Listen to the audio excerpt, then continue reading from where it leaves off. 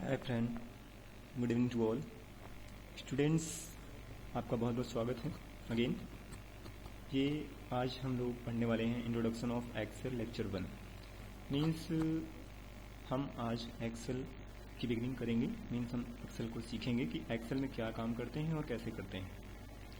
तो इस बात मैंने पहले ही बताया था कि मैं अपने चैनल पे बहुत सारी वीडियोस अपलोड करूँगा लैंग्वेज से रिलेटेड और भी टैली और प्लस एक्सेल से रिलेटेड। मैं धीरे धीरे ये चीज़ें अपलोड करूँगा और आप तक ये चीज़ें पहुँचेंगी। तो चलिए हम आज एक्सेल सीखते हैं। ये लेक्चर पहला है और इसके आगे इसका लेक्चर 2 आगे ना आएगा। चलिए आगे बढ़ते हैं। हम क्या क्या सीखने वाले हैं देखते हैं। ऑब्जेक्टिव्स, व्हाट इज एक्सेल, हम पढ़ेंगे क्या एक्सेल क्या है। एडवांटेज ऑफ एक्सेल, एक्सेल के एडवांटेज क्या है। डिसएडवांटेज ऑफ एक्सेल, उसकी डिसएडवांटेज क्या है। उसके बाद उसके कुछ जनरल टर्म्स हैं, वर्कबुक हैं, वर्कशीट, रोज, कॉलम, सेल्स क्या होते हैं, इनके बारे में पढ़ेंगे। तो चलिए पढ़ते हैं एक्सेल क्या है। देखिए सामने एक डेफिनेशन है छोटी सी। It is a very powerful and most popular electronic spreadsheet software which is use for doing different types of calculation, drawing charts and graphs etc. It takes data in tabular form and do calculation on it, then gives result in same form.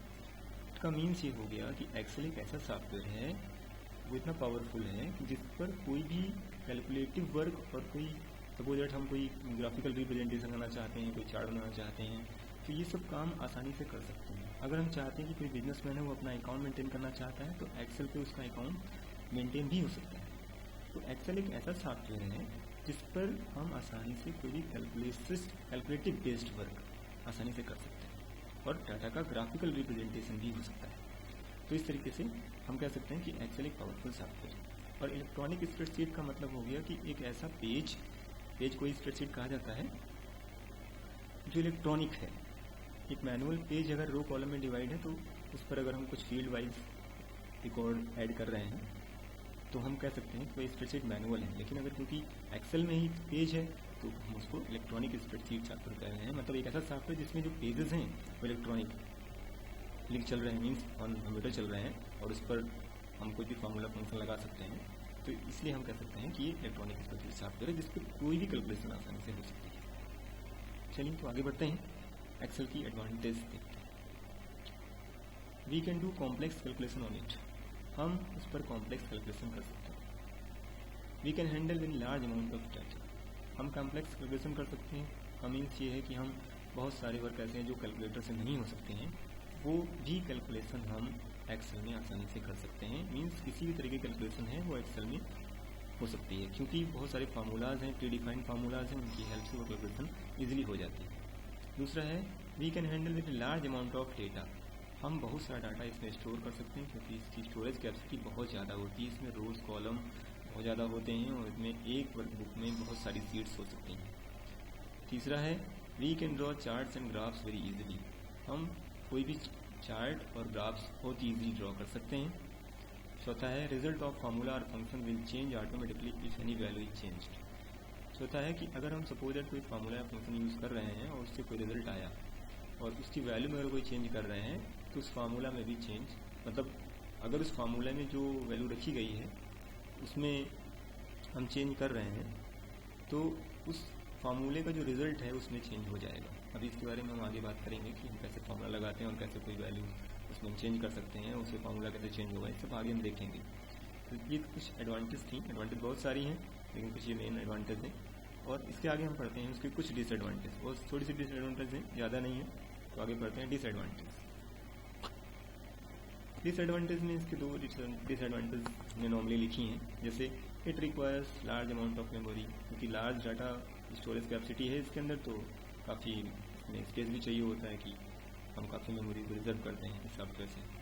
उसके बाद for applying correct formula knowledge is required, अगर हम चाहते हैं कि बहुत बढ़िया से वर्क हो, कैलकुलेशन बढ़िया हो और कोई भी पर्टिकुलर जो वर्क किया है उसमें कोई गलती ना हो, फार्मूला हमारा सही हो, तो उसके लिए एक्सेल को सीखना मस्ट।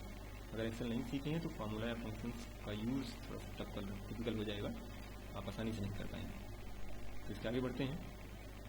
ये कुछ मतलब एक्सेल की ये सीट है, इसमें इसके बारे में बताया गया है। तो हम चलो एक्सेल पे ही जाके देखते हैं क्या है।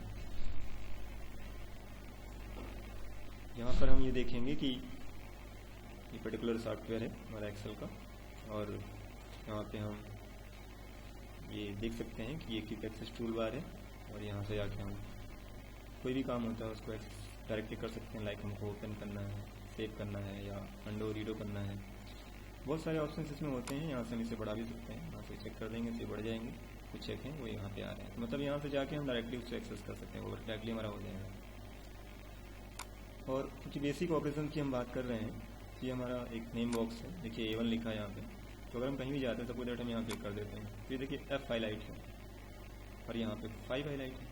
तो अगर हम इसको ऐसे पढ़ें F5, तो ये F5 इस सेल का एड्रेस हुआ, कहाँ रिप्रेजेंट हो रहा है, नेम बॉक्स में। तो हम कह सकते हैं कि नेम बॉक्स एक पर्टिकुलर बॉक्स है जो हमारे सेल के एड्रेस को रखता है, यानी डिस्प्ले करता है। ये नेम बॉक्स की बात हो गई। उसके बाद ये फार्मूला बार है, जो आपके सामने ये वाइट एरिया दिख रहा है, ये पूरा फार्मूला बार है। अगर हम कोई फार्मूला टाइप करते हैं तो यहाँ पे दिखता है। मीन्स अगर हम कोई नॉर्मल वैल्यू भी टाइप करें और यहाँ पे आ जाए, फिर इसके ऊपर जाएँ, तो ये वैल्यू ही यहाँ दिखेगी। यहाँ से हम एडिट कर सकते हैं डायरेक्टली, लेकिन नॉर्मल इसका जो वर्क फार्मूला शो करना है, लाइक हमने अगर कोई फार्मूला लगाया और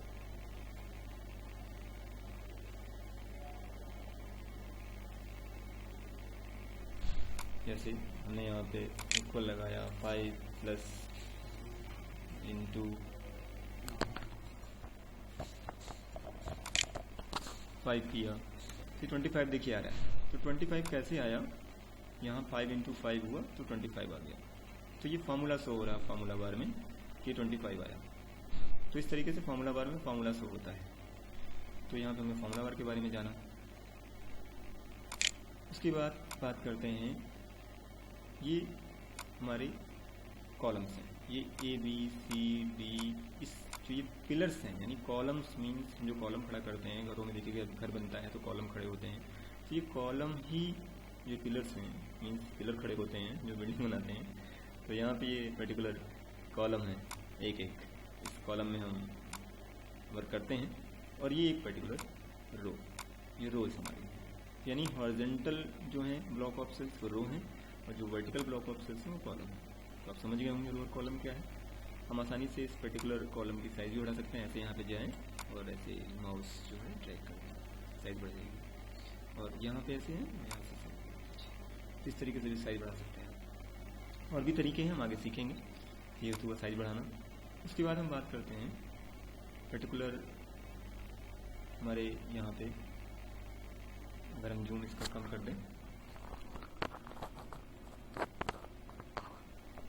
तो हम देख पा रहे होंगे कि बहुत सारी सीट्स, बहुत सारे वो होते हैं सेल्स, यानी ये एक एक सेल हैं, ये एक एक छोटे छोटे सेल हैं जो डेफिनेशन में कहे जाते हैं intersection of rows and column is known as cell. ये डेफिनेशन हुई इसकी, intersection of rows and column, row and column is known as cell. तो ये सेल है एक एक, इन्हीं सेल में हम डाटा देते हैं, कोई भी काम करते हैं।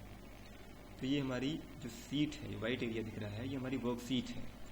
बाय डिफ़ॉल्ट इसमें 3 वर्क सीट ओपन होती हैं, 3 पेज आते हैं। हम जब फाइल में जाते हैं और यहाँ से हम न्यू करते हैं तो हमारे सामने एक ब्लैंक वर्कबुक आती है।